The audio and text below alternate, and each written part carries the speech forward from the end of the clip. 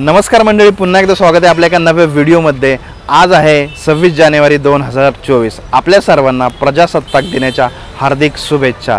आणि आता आपण आहोत मापसा येथे। मापसाचे हे बस स्टँड आहे मागं, इथं आता आहोत। आणि आज आपल्याला थंबनेल टायटलवरून आपल्याला समजलंच असेल आज आपण कशा प्रकारे प्रवास करणार आहोत। आजचा जो प्रवास असणार आहे ना, तो म्हणजे माझा स्वतःचा सगळ्यात पहिला विमान प्रवास। आणि तोही इथल्या नवीन एअरपोर्टपासून। नवीन एअरपोर्ट इथून आता जवळजवळ 20 ते 25 किलोमीटर आहे इथून। आणि इथूनच आता बस पकडणार आहे। स्वस्तामध्ये आपण तिथं कसं जाऊ शकता हे मी आपल्याला सांगणार आहे। कारण की इथून जर आपण बस गोवा माइल्स म्हणून ॲप आहे, इकडे चालतं, ओला उबेर चालत नाही। तर त्याच्यामध्ये जर आपण गाडी बुक केली तर 1000-1200 रुपये लागतं। पण आता इथं मी चौकशी केली होती बस स्टँडला, मागच्या बस स्टँडला, तर तो बोललेला की 150 रुपये एका माणसाचे लागतात। तर म्हणजे इथं मी आपल्याला सगळं डिटेल्स सांगणार आहे की आपलं कसं कमी खर्चामध्ये आपण मोपा एअरपोर्टला जाऊ शकता। आणि तिथून मग फ्लाईट जर्नी सगळं काही मोपा एअरपोर्ट सगळं दाखवणार आहे। तर आतापर्यंत आपण चॅनलला सबस्क्राईब केलं नसेल तर जरूर करा, नोटिफिकेशनची बेल दाबली नसेल तर जरूर दाबा। आणि इंस्टाग्रामला आपण मला फॉलो करू शकता, इन्स्टा ID आहे puneri.हमसफर। मापसा बस स्टँडला आलो आहे आपण। पाहताय मापसा बस स्टँडला भरपूर साऱ्या बसेस थांबल्या तिकडे। आणि आता इथूनच आपल्याला बस भेटणार आहे एअरपोर्टसाठी। मोपा एअरपोर्ट, मनोहर पर्रिकर एअरपोर्टला जाणार आहे। डबोलीम एअरपोर्ट आहे, ते जुनं एअरपोर्ट आहे। तिथून आता आपले जे प्लेन्स आहेत ना, ते पुण्याकडचे जाणारे जास्त करून इकडूनच असतात। आणि त्यामुळे आपल्याला मोपा एअरपोर्ट आहे इथून 26 किलोमीटर। तर बघू आता किती टाईम लागतो, कारण की आपण चाललो आहे जी इथली लोकल बस आहे त्या लोकल बसनी जाण्याचं कारण म्हणजे कमी पैसे, 150 रुपयात आपण जाऊ शकता मोपा एअरपोर्टला। नाहीतर आपण टॅक्सी केली, प्रायव्हेट टॅक्सी, इकडे बघा इथं इकडे प्रायव्हेट टॅक्सी, इकडे या साईडला इकडे प्रीपेड टॅक्सीचं ऑप्शन आहे पहा। तर ते लोक 1200-1400 रुपये सांगतात ते। पण आपण जर चीपमध्ये आपल्याला पोहोचायचं असेल एअरपोर्टला तर 150 मध्ये आपण अशा बसने जाऊ शकता। तर आता वाट बघूयात आपल्या बसची।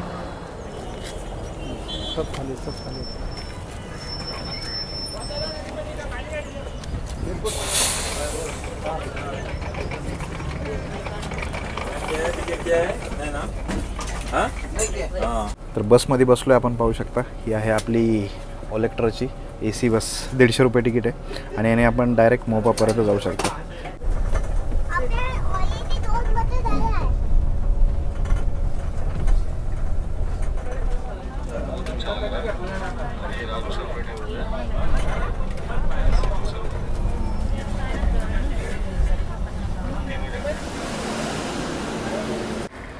तर सकाळचे 9:30 वाजलेत, आपण पोहोचलो आहे मोपा इंटरनॅशनल एअरपोर्ट, म्हणजेच मनोहर पर्रिकर इंटरनॅशनल एअरपोर्ट। आपण पाहू शकता या साईडला अरायवल आहे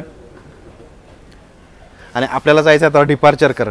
कारण भरपूर सारे व्हिडिओ पण मी सुद्धा बघितलेले आहेत, पण पहिल्यांदा प्रवास करतो आहे त्यामुळे काही माहिती नाही। आणि आता आमची जी फ्लाईट आहे 2:35 भरपूर टाईम आहे, आता 9:30 वाजले। तर बघू आता काय टाईमपास करायचं, आतमध्ये कसं जायचं, काय काय गोष्टी असणार आहेत, कसं काय सिक्युरिटी चेक, आम्ही वेब चेक इन केलेलं आहे, ते मोबाईलवरच केलं होतं मी।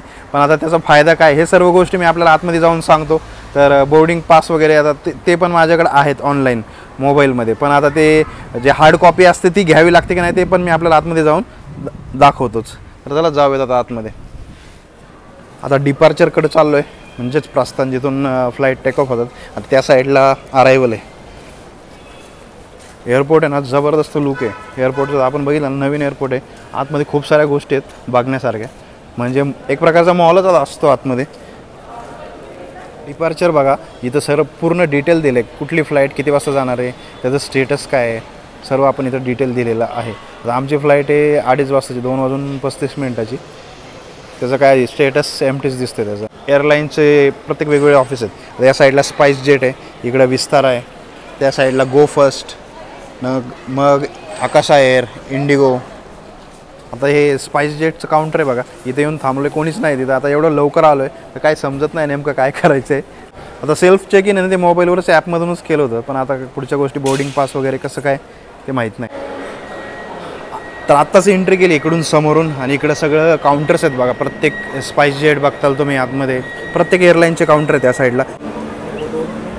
तर आता आपण पाहताय आम्ही स्पाइस जेटचं जे काउंटर आहे इथं थांबलो। लाईन भरपूर सारी मोठी लागली आणि आता इथं लाईनला थांबलो। आता चेक इन आमचं ऑलरेडी, बोर्डिंग पास वगैरे आपण पाहताय ऑलरेडी मोबाईलवर काढलेले आहेत, ते मोबाईल बोर्डिंग पास आहेत। पण आता पुढची प्रोसिजर काय हे माहीत नाही आहे, सर्व काय आपल्या समोर आहे। तर या सर्व गोष्टींची माहिती घेण्यासाठी आता बोर्डिंग पास हे त्यांना दाखवतो जे आपल्या मोबाईलवरचे आहे आणि मग पुढची काय प्रोसेस आहे हे पण मी आपल्याला सांगतो.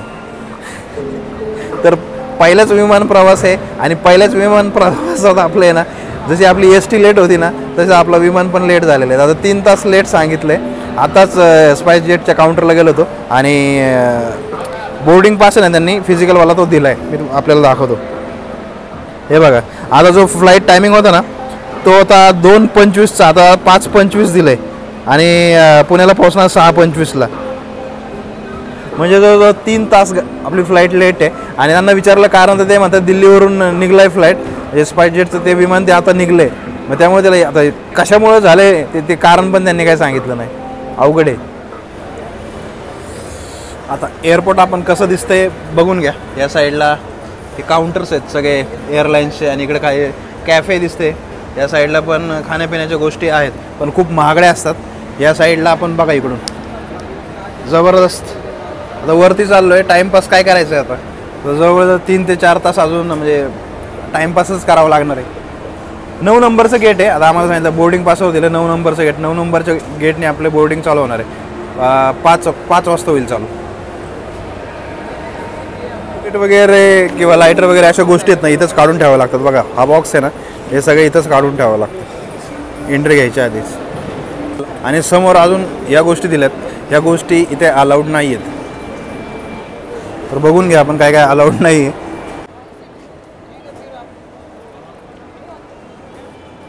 आता इथेच समोर आपलं सिक्युरिटी चेक इन झालेलं आहे. आता इथून जाऊयात. आणि जसं सिक्युरिटी चेक इन केलं ना आपण, आता इकडे सगळे रेस्टॉरंट्स वगैरे दुकानं वगैरे सगळे आपण पाहतोय. परफ्यूम, इकडे घड्याळाची दुकानं, चष्म्याची दुकानं, म्हणजे मॉलमध्ये ज्या गोष्टी असतात ना त्या सर्व गोष्टी इथं आहेत. आता प्राईज वगैरे हे काय आपल्याला गोष्टी माहीत नाही. बघा पुमा वगैरे जे चांगले चांगले ब्रँड्स आहेत ते इथं आपल्याला बघायला भेटतात. तर समोर बघा स्टारबक्स, इकडे खाण्यापिण्याच्या सगळ्या गोष्टी अवेलेबल आहेत. हा बघा कसा बघतोय. इकडे या साईडला KFC वगैरे आहे. तर वॉशरूम वगैरे ना ह्या साईडला आहे. चला वॉशरूम दाखवतो आपल्याला कसं आहे इथलं आतमधलं.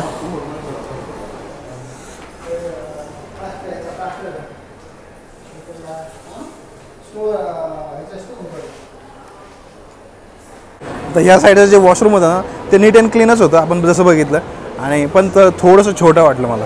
आता हे समोर आहे ना आपण पाहताय सांबा स्क्वेअर म्हणून 12 टाईप बनवलं यांनी. म्हणजे इथं अल्कोहोल वगैरे काय भेटत नाही, आपल्या ज्या नॉर्मल ड्रिंक्स आहेत ना त्या भेटतात. पण भारी बनवलं बघा ना, मस्त. या साईडला डॉमिनोज वगैरे आहे. अजून दुसरे द idli.com वगैरे आहे. इकडं ना हा लाऊंज आहे, लाऊंज एन काल्म लाऊंज. तर हा जो लाऊंज आपल्याकडे कुठले क्रेडिट कार्ड्स वगैरे असतील ना ते इथे चेक करू शकता आपण. आपल्याला जर क्रेडिट कार्ड चालले तर 2 ते 3 रुपयामध्ये आपल्याला जेवण वगैरे सगळं बुफे पद्धतीचं भेटून जातं. आता जे एनकाम लाऊंज होतं जे मी आपल्याला दाखवलं स्टार्टिंगला, तर तिथं मी माझं कार्ड होतं, माझं ICICI बँकेचं क्रेडिट कार्ड ट्राय केलं तर 2 रुपयामध्ये मला लाऊंज ॲक्सेस मिळाला आहे. तर आपण पाहताय लाऊंजमध्ये आपल्याला असं आरामशीर खुर्च्या आहेत बसण्यासाठी. या साईडला पाणी वगैरे आणि मागच्या साईडला आता खाण्यासाठी पण खूप साऱ्या गोष्टी आहेत. तर ते आपल्याला मी दाखवतो काय काय भेटणार आहे तिथे. तर चला जाऊयात. तर इकडे बघा कॉफी वगैरे चहा पिण्यासाठी आपल्याला कॉफी मशीन आहे. इकडं ज्यूस वगैरे आहे या साईडला, फ्रुटी ज्यूस, कॅनबेरी ज्यूस या साईडला. आणि इकडं केक वगैरे आपल्याला मिळतात आहे. त्याच्यानंतर इथं खीर आहे, राईस खीर. त्याच्यानंतर इथं पनीरची भाजी, पनीर बटर मसाला. पण असं इथं कढी पकोडा आहे. आणि इथं व्हेज हंडी बघा 2 रुपयामध्ये. इथं दाल आहे आपली.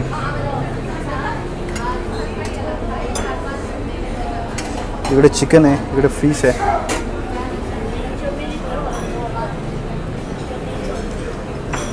आणि या साईडला चपाती वगैरे फुलके. अमूल बटर पण आहे आपल्याला यूज करायचं असेल तर. आणि सॅलडमध्ये बघा आपल्याला काय काय ऑप्शन्स आहेत, भरपूर सारे ऑप्शन्स आहेत. आता हे सर्व मी ट्राय करतो है ना. तर सर्व ट्राय करतो आणि मग मी आपल्याला दाखवतो याची टेस्ट कशी. तर पाहता आता मी जेवण काय घेतलं आपण पाहता. ही चिकन आहे, या साईडला पनीरची भाजी, हे मिक्स व्हेज आहे आणि चपाती घेतली आहे. त्यानंतर सलाड बघा, एवढं सगळ्या हे आयटम घेतले. आता मी टेस्ट करून सांगतो कशी काय झाली आहे, कशी काय आहे म्हणजे भाजी. आता ही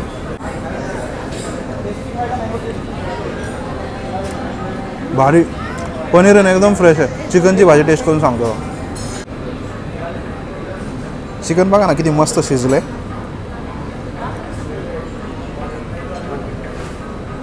एकदम फ्रेश चिकन आहे ना. भाजी पण A1. चपात्या पण एकदम हॉटकेसमध्ये ठेवल्यात, एकदम गरमागरम आहेत. सलाड बघा किती भारी. तर ही चिकनची जी ग्रेव्ही आहे ना एक नंबर आहे. आणि तुम्ही चिकन जर बघितलं ना बघा ना किती लुसलुशीत आहे. एवढं भारी कुक झालं नाही. आणि टेस्ट मला याची एवढी म्हणजे मी अपेक्षाच केली नव्हती की माझ्या एअरपोर्टवर तुम्हाला एवढं भारी भेटेल. आणि त्यातल्या तुम्हाला एक गोष्ट अजून आहे की डाएट कोक वगैरे आहे ना हे खूप सारे कोल्ड्रिंक्स इथं आहेत. तर आपण जी पाहिजे ती कोल्ड्रिंक्स अनलिमिटेड सगळं जे काही इथे ॲक्सेसेबल आहे ना सगळं ॲक्सेस करू शकता. जबरदस्त. पहिला तर फ्लाईट डिले झाली माझी 3 घंटे, पण हा जो एक्सपिरियन्स भेटतो ना खूप मजा येते. जेवण आहे ना एक नंबर झालं. आणि त्याच्यानंतर आता पेस्ट्री घेतली बघा. डाएट कोक पण घेतला होता मी आपल्याला दाखवला. तर पेस्ट्री टेस्ट करून सांगतो कशी आहे. आता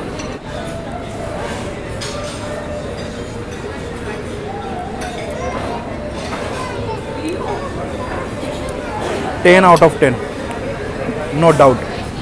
जर आपल्याकडे क्रेडिट कार्ड असेल ICICI बँक किंवा अजून दुसऱ्या कुठल्या प्रकारात, माझ्याकडे ICICIचं होतं त्यामुळे माझा लाऊंज ॲक्सेस झाला. 2 रुपयामध्ये मी अनलिमिटेड जेवण सगळं काय होतं त्याच्यामध्ये आपल्याला डाएट कोक, कोल्ड ड्रिंक्स, ड्रिंक्स म्हणजे अल्कोहोल नाही, विदाऊट अल्कोहोल सर्व ड्रिंक्स प्लस जेवण सगळं. आणि जेवण A1 होतं. म्हणजे मी तर एअरपोर्टवर पहिल्यांदाच आलो आहे खरं तर, पण जिथं पण कुठं बाहेर गेलो असं खाल्लेलं मला सगळ्यात भारी जेवण होतं. आता इकडं आपण समोर हा डिपार्चर एरिया आहे पाहताय. या साईडला एक फ्लाईट आहे ना इकडून बघा. आता आकाश एअरची एक फ्लाईट आली या साईडला.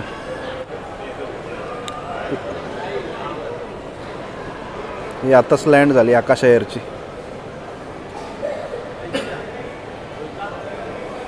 आणि इकडं या साईडला इंडिगोची फ्लाईट पाहताय आपण. ते टेकऑफसाठी रेडी आहे.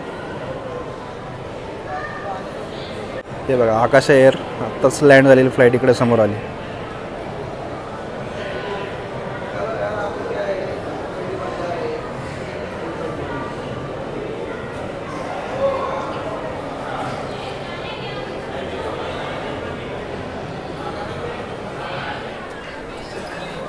चार वाजलेत आत्ता. जर आता फ्लाईट डिले झाली नसती ना तर आतापर्यंत आम्ही घरी पोचलो असतो. कारण की 2:35ची फ्लाईट होती. 3 सव्वा 3पर्यंत पोचली असती. पण आता 4 वाजलेत. आणि नवीन फ्लाईटचा जो टायमिंग आहे डिपार्चरचा जो आहे 5:20चा, म्हणजे 4:50ला 4:55ला बोर्डिंग टाईम दाखवला आहे. तर म्हणजे 4:30पर्यंत गाडी म्हणजे आपलं जे सारखं गाडी ST आणि ट्रेननीच प्रवास करतो त्यामुळे गाडी तोंडात येते. पण आपली जी फ्लाईट आहे ना बरोबर मला असं वाटतं 4:30पर्यंत आहे. हे गेट नंबर 10 आहे ना इथं येईल. गेट नंबर 10 किंवा गेट नंबर 9 ह्या साईडच, या 2पैकी याच्यात येणार आहे. बघू आता अजून अर्धा तास बाकी आहे. आता समोरचं जे स्पाइस जेटचं विमान येताना दिसते ना मला वाटतं हेच दिल्लीहून आलं आहे आता. आणि याच विमानाने आपण जाणार आहोत पुण्याला.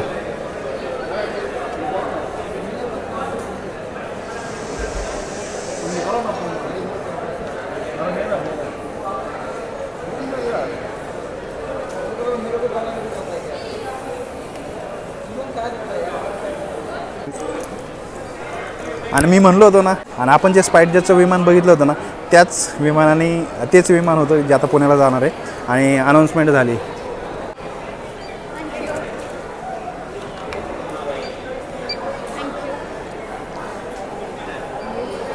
दहा नंबर गेटने आपली एंट्री होते. खरं तर पहिलाच विमान प्रवास आहे. थोडंसं एक्साइटमेंट पण आहे, थोडीशी भीती पण वाटते. पण सगळं स्मूथ झालं. असं काय हे नव्हतं. मला वाटलं ना काय चेक इन पहिल्यांदा, बोर्डिंग पास, त्याच्यानंतर सिक्युरिटी चेकिंग आणि शेवटला आत्ताचं हे इथं आपण एकदा चेक झालं आपलं तिकीट. एवढं सगळं जेवढं पण प्रोसेस झाल्या ना सगळ्या एकदम इझी झाल्या. काय एवढं प्रॉब्लेम. आणि सगळ्यात महत्त्वाचं म्हणजे आपण लाऊंज ॲक्सेस केला 2 रुपयामध्ये. तो बेस्ट एक्सपिरियन्स होता. एकदम एक्सलंट फूड होतं ते.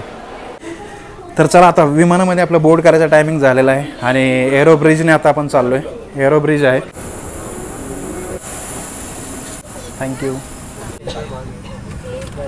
आणि फायनली आपण आपल्या सीटवर बसलो आहे. आता मला भेटली आहे विंडो सीट. बुक करतानाच आपण पहा इथून विंग जबरदस्त असा नजारा येणार आहे या साईडने. या साईडला माझे मित्र 2 साईडला बसलेत. आणि फ्लाईट आहे ना एकदम फुल आहे. मागच्या साईडला पण बघितलं ना आपण, जबरदस्त फुल फ्लाईट आहे. 3 तास लेट झाली, पण काय आता. पण बघू. माझं एकच होतं की दिवसा फ्लाईट टेक ऑफ झाला पाहिजे, म्हणजे दिवसा व्यवस्थित आपल्याला नजारे वगैरे व्यवस्थित दाखवता येईल. आता आपल्याला मनपसंत आपली म्हणजे पाहिजे ती सीट भेटलेली, इथून आपल्याला एकदम जबरदस्त असं कॅप्चर होणार आहे. तर कसा वाटतं मंडळी आपल्याला व्हिडिओ, मला कमेंट करून जरूर कळवा. आणि सगळ्यात महत्त्वाचं म्हणजे आता बघा मी सीट बेल्ट लावून ठेवला आहे. सीट बेल्ट लावल्यानंतर इथं आपल्याला हे माझे तिकीट आहेत आमचे. याच्यानंतर इथं काहीतरी यांनी मॅगझिन वगैरे दिलं आहे, मॅगझिन सॉकेट आहे. याच्या व्यतिरिक्त इथं आपल्याला आहे ना टेबल दिला आहे बघा, ट्रे टेबल आहे. इथं आपण खाण्यापिण्यासाठी आपण वापरू शकता. आणि लेग रूम आहे ना आपण बघा एकदम जबरदस्त आहे. असं वाटत नाही की इकॉनॉमिक क्लासमध्ये प्रवास करतो. एकदम तुम्ही हे बघा पाय बी मी एकदम व्यवस्थित असं टाकून बसू शकतो. हे स्पाइस जेटचं विमान मी ऐकलं होतं, जबरदस्त आहे. आणि त्यातलं सिटिंग पण मला कम्फर्टेबल वाटतं. आपल्याला हँडरेस्ट वगैरे बघा, हँडरेस्ट दिलेलं आहे आणि प्रॉपर अशी सुविधा आहे. असं वाटणार नाही 40 मिनिटाची फ्लाईट आहे, काय पाहिजे अजून आपल्याला. त्या साईडला आपण बघा इथं AC ब्लोअर दिला, इकडे लाईट आहे. सगळ्यात महत्त्वाचं म्हणजे लगेज रूम बघा, आपण बॅगेज बघा. लगेज रूम आहे ना मला चांगलं वाटतं, कारण की माझी बॅग इकडे समोर ठेवली या साईडला. स्पाइस जेटमध्ये जर आपल्याला ना काही प्रवासादरम्यान काय खायला मागवायचं असेल तर आपल्याला मेनू पण आहे. याच्यामध्ये खूप सारे ऑप्शन्स दिसतात ते मला, पण प्राईस काय दिलेली नाही. इथं दिलेली, इथं आपण हे बघा सँडविच 350 रुपये, 400 रुपये या सर्व प्राइजेस आहे. हे बाकीचे रेडी टू ईट फूड आहे, ह्याच्या पण प्राईस आपण बघून घ्या. 250, 200 असंच आहे. आता 40 मिनिटाच्या फ्लाईटसाठी कोण घेणार एवढं, घेणारे पण असतात.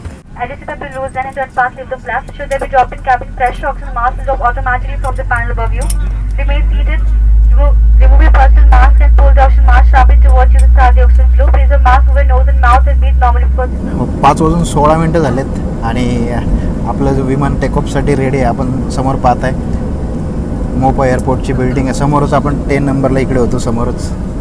आणि आता आपण रनवेकडे चाललो आहे. पहिला एक्सपिरियन्स आहे आणि सनसेटमध्ये होते, खूपच जबरदस्त फिलिंग वाटते.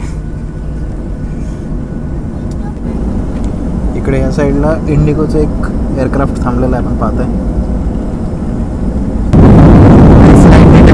सुरुवात केली आहे.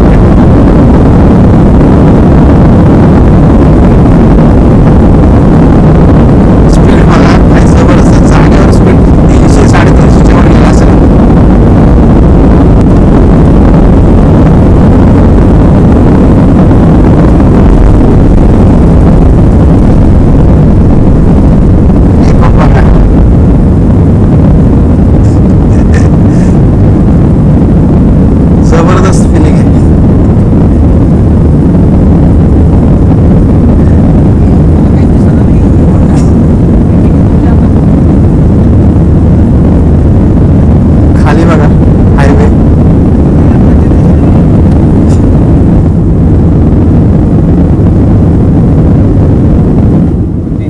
आणि सगळ्यात महत्त्वाचं, गोवा ते पुणे विमान तिकिटाची प्राइस आहे 4400 रुपये आत्ता, पण सीझन वाईज हे चेंज होत राहतं.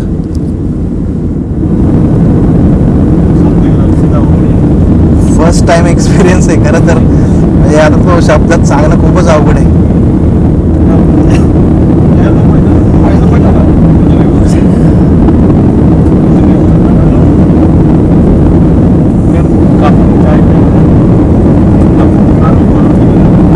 फुटावर उडण्याचा अनुभव पहिल्यांदा.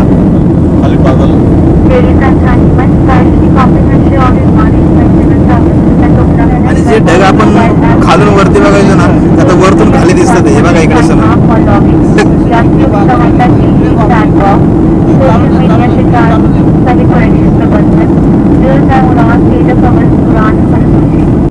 कसा एक्सपिरियन्स आहे तुझा, कसं वाटलं? एकदम खूपच छान वाटतंय, पहिल्यांदा आहे माझा प्रवास. भाई आपको कैसा लग रहा है? बहुत अच्छा लगा, एकदम एक्साइटेड का साथ लगा, लेकिन जब टेक ऑफ किया उड़ा ऊपर तो बहुत घबराहट महसूस हो रहा था. तर विमानाची हाईट आहे ना थोडी रिड्यूस झाली. याच्या आधी थोडंसं वरती होतं आपण हाईटला, आता थोडंसं खाली झालं.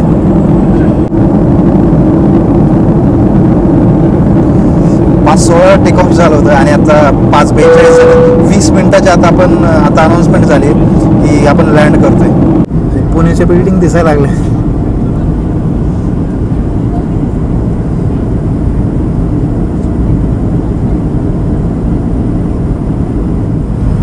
खाली नगर हायवे दिसतोय. हे बघा नगर हायवे.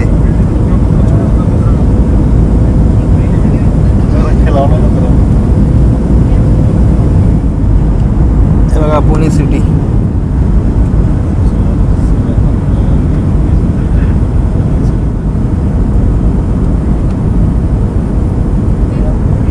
हो एवढं लांब आहे एअरपोर्ट पुण्यापासून.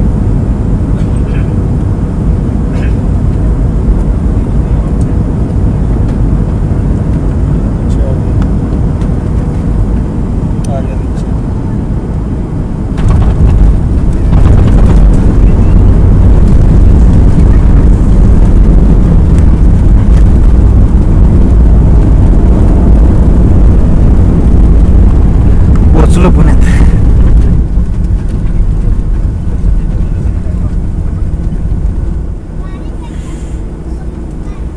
पुणे इंटरनेशनल एयरपोर्ट में आपका स्वागत है. सर बाहर का तापमान 28 डिग्री सेल्सियस है. इस देश में असुविधा की हमें एक खेद है. अब आप अपने मोबाइल फोन का इस्तेमाल कर सकते हैं. अपनी सुरक्षा के लिए कुर्सी की पेटी बांधने का संकेत बंधने तक अपनी कुर्सी पर ही बैठे रहें और कुर्सी की पेटी बांधे रखें. सार्वजनिक के साथ यात्रा करें. धन्यवाद.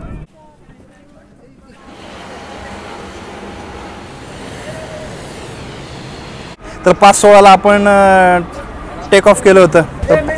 तर 5:16ला टेक ऑफ केलं होतं मोपा एअरपोर्टवरून आणि बरोबर 6 वाजता आपण लँड झालो आहे. म्हणजे डायरेक्ट एअरपोर्टपाशीच पोचलो.